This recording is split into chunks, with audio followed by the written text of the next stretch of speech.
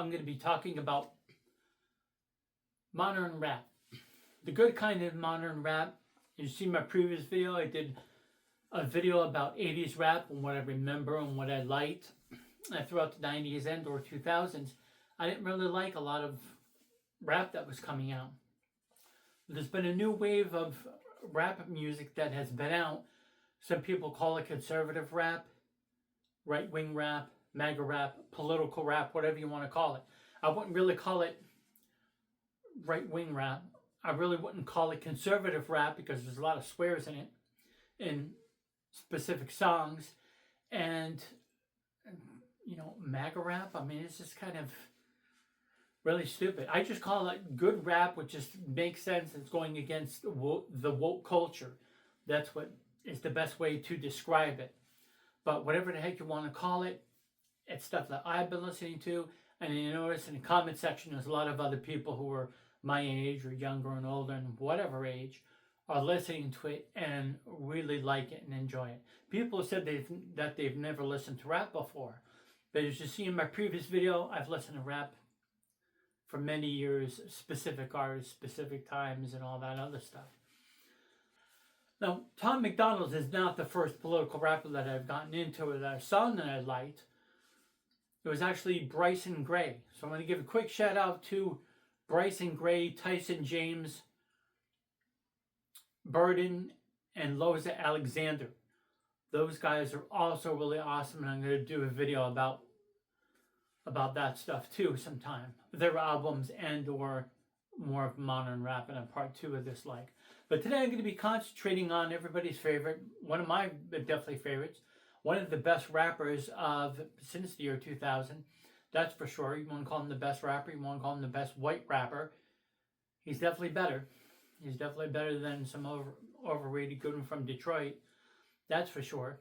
All right, so let's talk about how Tom MacDonald's like lyrics and stuff, and just who helped write these songs. You did. And in many ways, people have what has happened in the last like 10 years.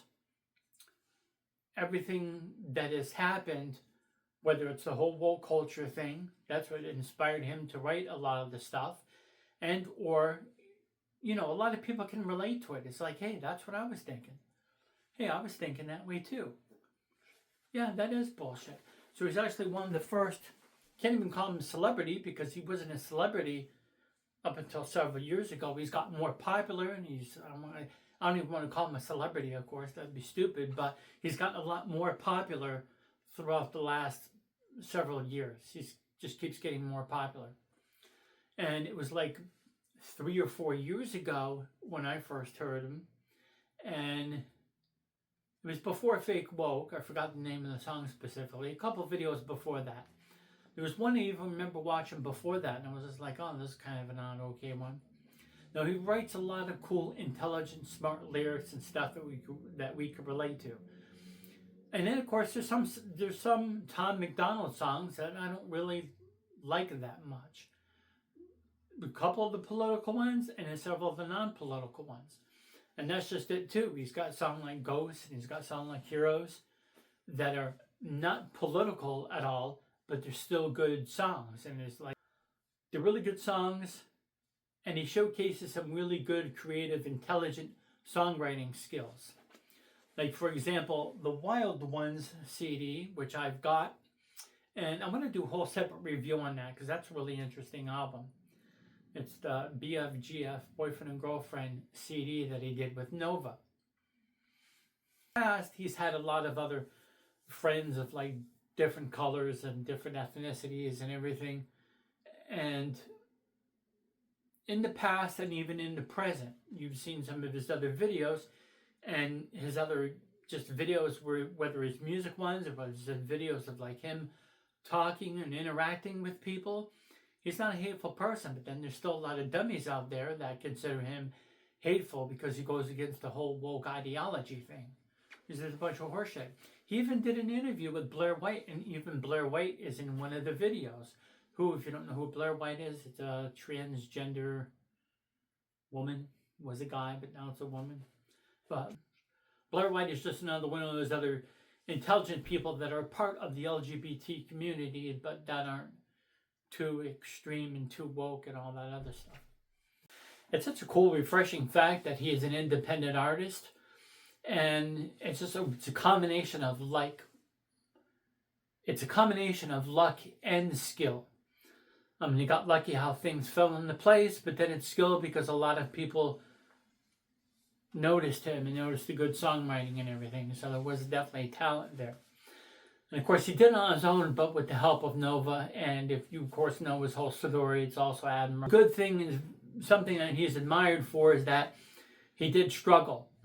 So it's good, which is a good thing, not that he struggled, but it's always good when somebody makes it who struggled, because then they know what it was like to be poor, they know what it was like to be struggling, and that's what makes them stronger, and that whole thing. It's always better to have that happen. I mean, it's good for the story, and it's just, I think, better for the person instead of somebody being really young.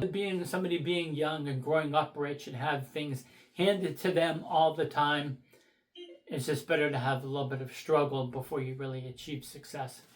That's what makes success so much better. Fake woke, people so stupid, and of course all those other ones, they're just like really cool, good songs. I really like them. But of course, like I said before, a couple of the non-political songs like Ghost and Heroes are also just showcase his songwriting skills, and they're really good. He could sing and, or of course, rapping and singing, kind of the same concept, I guess. But the song Heroes is another song that,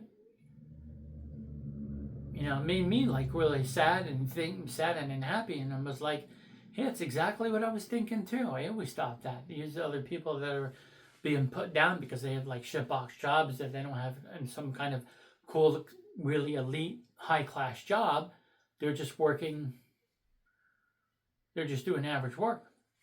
And there's definitely nothing wrong with that. I've always said, like, why don't people admire that? People are such fucking dick faces because they're more likely to admire somebody who's involved in some kind of scam and drugs and theft and bribery and blackmail and get rich that way, and get rich a crooked way, and admire those people more than somebody like working at a shitbox job at MacDonald's. And of course, it's not one of those glamorous jobs or whatever, but that person is making an honest living. So with songs like that really touch your heart and touch your mind, and just, make people, that's how and why people like Tom MacDonald and think he's great that way. Once again, there's songs of his that I don't really specifically like. It's not really the message at all. There's just a couple of them. There's a couple of political ones. And then there's just several of them that are not political. And they're just like, this is an okay song, as an average one. This isn't an awesome song like You Missed, and then Facts, and of course all those other songs. It's really weird though, because a lot of people get the first impression when you first look at him, he definitely looks like a left-wing person. He definitely is a left-wing type of person. He was, but you can't judge a book by its cover, I guess is the simplest way to explain it. But same thing with me, I'm left-wing too. And then so I've also recently heard that Piers Morgan has said that he was always lean left-wing. A lot of people have. And they just got tired of the horseshit and bullshit. And I don't want to say they lean towards the right, because a lot of people will just specifically lean towards more of the right because the left's gone crazy. Same thing with Tom MacDonald. Tom MacDonald is not a Democrat or a Republican, and is not a conservative. Just like with me, I'm not a Democrat or a Republican. I have no political affiliation whatsoever. My favorite songs by Tom MacDonald are like Fake Woke. Fake Woke is just good.